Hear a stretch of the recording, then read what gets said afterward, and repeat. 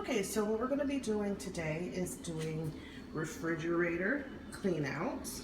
First thing you want to do is always take a look at the surface area to see if there's any stains, cracks, holes that you can't clean and have to alert the members of the community.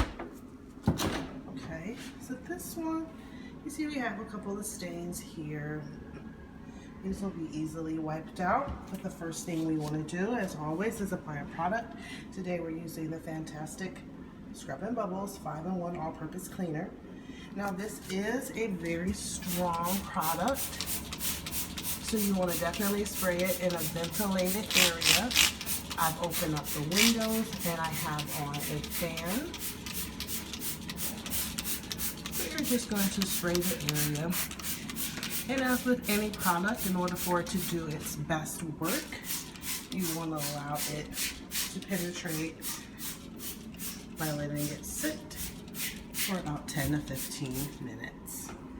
We'll let this sit and we will come back and we will start to clean the refrigerator.